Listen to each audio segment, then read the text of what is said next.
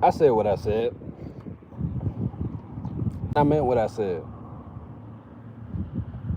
So now that we've established why I say fuck drill music, let me go ahead and elaborate on why not only do I go so hard on this, and like I was listening back all the way back to like my first album in 2019.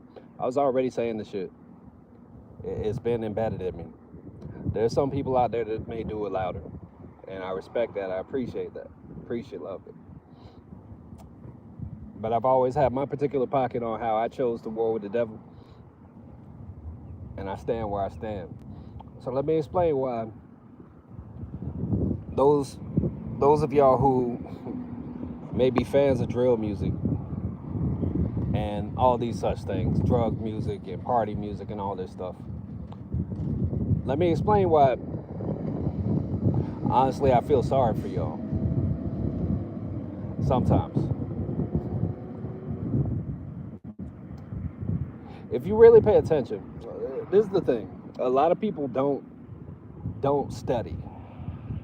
A lot of people don't know history. And I'm not talking about like no textbook history, because most of that shit is fake and embellished and all those kind of things and distorted to present certain perceptions to the public. But I mean, like, actually study what's going on around you, right? I don't believe in climate change because that's just nonsense. That's propaganda. But what is apparent to me is social climate change. I've been on this earth over 30 years, eyes wide open. And one thing that's become very apparent from the 90s to the 2000s to the 2010s to now is that the social climate has changed dramatically, not just in, you know, the black community, so to speak, but in the world in general. And y'all, a lot of people will just like, you'll see this shit happen and you'll think it's just normal. You'll think it's just how things are. You'll think it's all the streets are talking. Well, you don't realize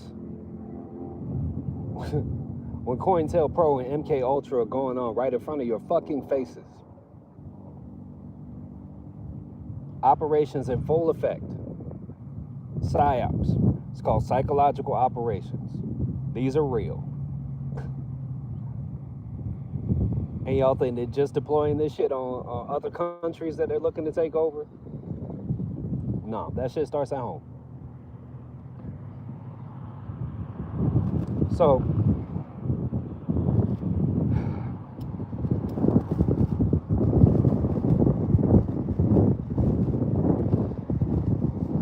let's trace gangbanging back to its roots, right?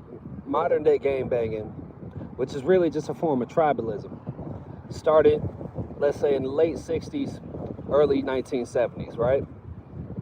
And when this began, there will be, let's say, if we just look at LA in particular, or California, there will be a couple gangs. First, it started with the Crips, Community Revolution in Progress. And when these people were out there, oftentimes it was the youth, young dudes going out, militarizing themselves. They will go out and fight rival gangs, but they will do it with hands.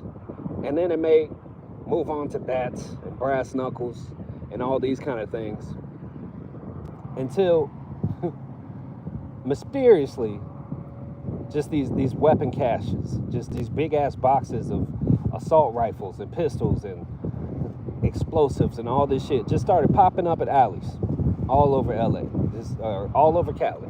Just started popping up right in the middle of these zones where these youngsters were feuding at. It just all of a sudden. How do I know this? Well, if you read the book or even watch the movie The Spook Who Sat by the Door, or the book or the script that it originally came from, which actually was The Nigger Who Sat by the Door, you would know this. And this was written by a black CIA operative who basically, he was in there, he was close enough to see what was actually going on with these operations. So these weapon caches start popping up. Boom, boom. Okay, cool. Now the gangs start getting more firepower. Now they can get more people to do what they want. They can do things, they have that extra measure of force. They could even use it against the police, all these kind of things. Okay. And they might even just kind of stay in their pocket. They may just kind of hold it at the home base or whatever. But what happens is, boom, one person on one side ends up getting killed. Nobody knows who did it. But all of the streets, on the information on the streets is pointing towards this particular gang or this particular person doing it from the opposite gang. Now, what they don't know is that there are those that have vested interests to see them war with each other and to see them kill each other. So it's not too far-fetched to think that maybe that first shot was actually fired by someone who had absolutely nothing to do with either gang. They just wanted to see them fall. They wanted to see them bring the communities into chaos. So then this one goes back and retaliates at this one, and back and forth and back on and on. We know how the story's written from there. What's up, Danny's World fam? What's up, Keon? So as this continues, there's more sects of gangs that start springing off. The Bloods spring up, and then you have, you know, the Vice Lords and these and the GDs and the PDs, et cetera, start spreading throughout the country. And people think this is just like, oh, this is the streets talking. No, again, gangs are tribes. It's tribalism. And oftentimes it's being initiated, or if not initiated by, egged on by those who have nothing to do with those gangs. These are psychological operations that were put into effect to distract people from a solution that they may have been coming across, or an answer that they may have been coming towards, that would have actually made it so they weren't even necessary to exist, these gangs. Every time a solution springs up and the truth reveals itself, the devil is going to find a way to throw chaos in it. Just throw a seed of chaos into that shit, to where people forget that they're looking for a solution in the first place. So we started in the 60s and 70s. This continues through the 80s. Crack gets introduced, cocaine, some of these other hard drugs. They just start flooding the streets, just by coincidence. It's not at all related to the same individuals who were, or organizations who were inciting the gang wars in the first place. Nah. So then what do the gangs do? Okay, they see a lot of money in this stuff. All right, cool. They're going to start pushing it. And then before you know it, the communities are flooded with these drugs. You see how it's connected? And then the 90s come. It continues. LA riots, Rodney King,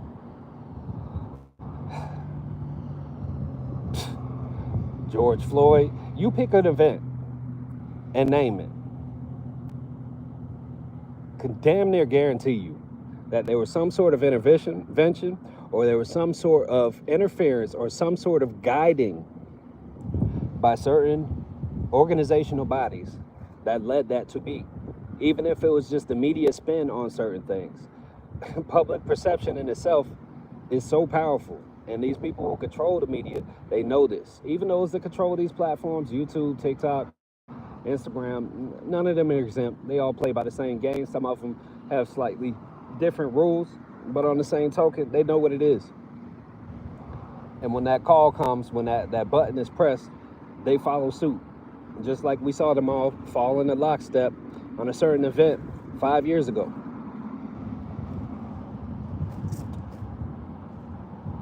So that public perception is a bitch. And they'll use that, and they'll spin these narratives, and they'll press these collections of people, these communities, to do certain things that they want them to do. It is large-scale macro psycho operations, psychological operations. macro psychological operations, macro psyops.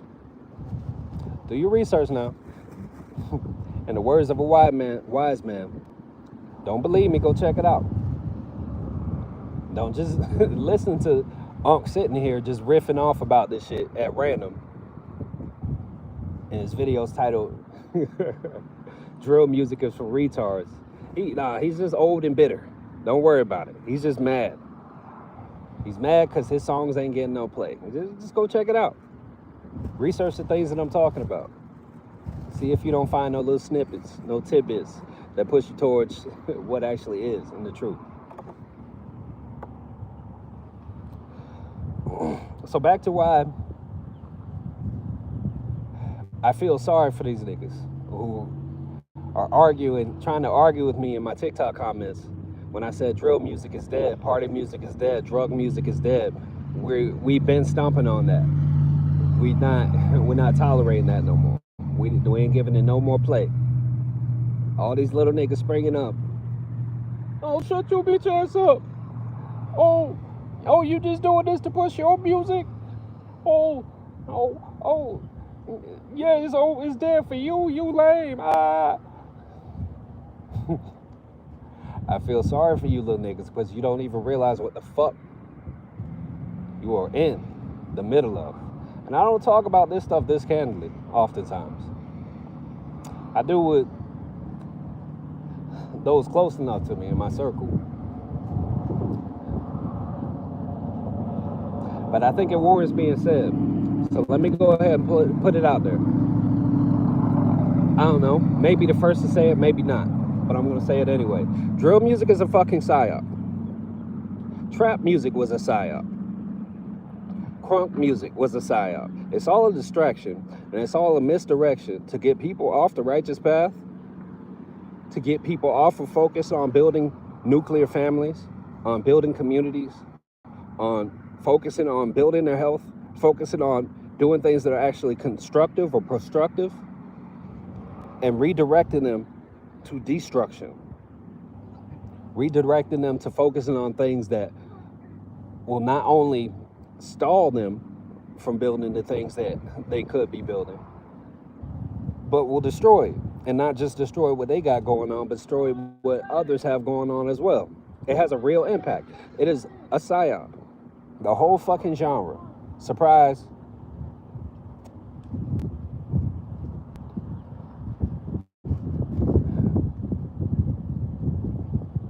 And I was talking in the last video about how when my ex was, this is maybe like 2016, drill is first starting to pop off in Chicago. It's not really taking over in New York and UK and all these other places. And I was talking about when she first said to me, hey, you should do a drill song. You getting this attention for this. You got trap beats in the bag. You got your own flow and how you go about things. You starting to get attention from these people in the industry and this artist and this producer and all this. You get thousands and thousands of views on your story every day. This is before Reels. You should do this. Do one of these beats. And it was so strange to me that I had to ask her, like, oh, what even is this? I don't even know what this is. It was so far out of my realm of reality because I don't be focused on that shit. Never have been. I don't hop on the next trend and the next trend. That's never really been my thing, particularly as far as my musical expression is concerned. I speak what comes out of my heart. So then I do the song, let her pick a beat, destroy the beat, artistically, lyrically, as far as what I can create at that particular time. But she said I did it wrong, and I never understood that until recently. Never understood it.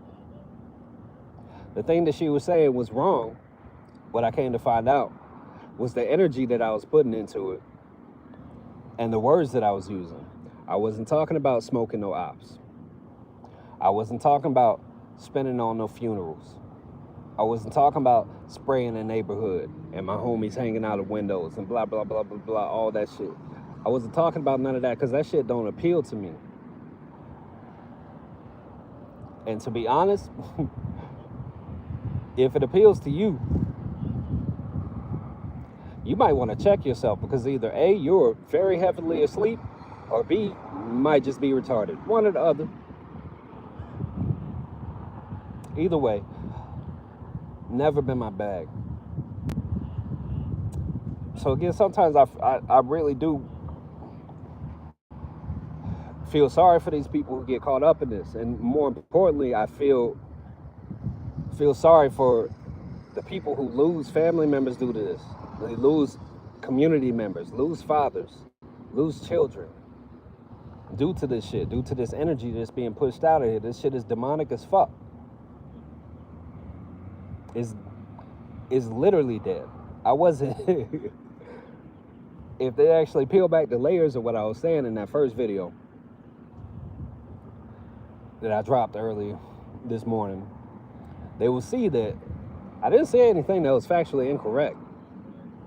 Drill music is literally dead. That's not even putting my hands on it and saying that, okay, you know, I was a part in killing this, or this artist or this artist was a part of killing anything like that.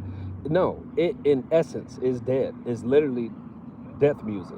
And this is coming from someone who through my entire high school life, from age 13, 14, 15, middle school, all the way through high school, I listened to nothing but heavy metal. I didn't listen to no rap, because that was when the crunk era was going. I didn't want to hear Lil Jon, the East Side Boys, talk about snapping fingers and getting drunk again. I was tired of that shit. So I went and dove into heavy metal. I dove into progressive metal. I even went as far as death metal when it came to the band Death. And what I do know is that the worst ends of these particular genres is perfectly emulated by what's going on in drill. Perfectly emulated. I'll say it again, because my phone battery went low, and I'm gonna have to hop off of this in a minute. But I want to make sure it's clear. Through the years that I spent listening to heavy metal, progressive metal, death metal, and really getting super involved in that shit when I was a kid, middle school, high school, the lowest ends of these particular genres, where it's like the worst lyrics, the most evil shit, the most evil riffs and guitar tones and, you know, drumming and all these kind of things, the worst of that is perfectly embodied in drill music. It brings the same feeling to people. It's just catered to a different audience. That shit is not for us. If you're a child of God, even if you're just someone who stands for righteousness, you're a child of righteousness, that shit is not for you. You gotta let that shit go. Come home.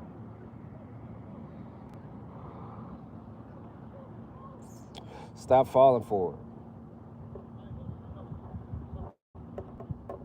A lot of you people need to read, because I already knew a lot of these things from studying. Just studying the world around me, not just books. But it was one book, one scroll, that really made that click for me this year. That made this whole facade just pulled the entire veil off of it. And that book was 666 Leviathan by Dr. Malachi Z. York. He broke down exactly what the Leviathan spell is. He broke down what the spell of Kingu is. He broke down all these different versions or representations of these devils and all these things that a lot of people try to talk about right now when they talk about reptilians and all this kind of shit. He broke it down to a science. He made it very clear exactly what had happened and had transpired, and very clear that it was an intentional thing. And this man is currently serving 135 years in Colorado ADX prison for something that he did not do, for charges that were pinned on him. How do I know? Because I studied all, 3,500 pages on the docket, something like that. I studied it, and I know for a fact that he didn't do these things. He was persecuted because of what he was doing, because of how he was literally raising people from the dead, because of how he was waking people up. If Dr. Malachi Z. York was out here, there would have never been no drill music. That shit would not have happened. It would not have been possible. A lot of this shit out here would not have happened with a leader like him out walking free. They're always going to persecute the righteous ones. And then when the next genre comes around, just like drill music did, y'all are just going to think that, oh, you know, this is just what people are feeling. Not realizing y'all being led straight off the cliff like lepers. Goats to the slaughter. Not I, not mine. Drill music is for retards. It is what it is. Free Dr. Malachi Z. York.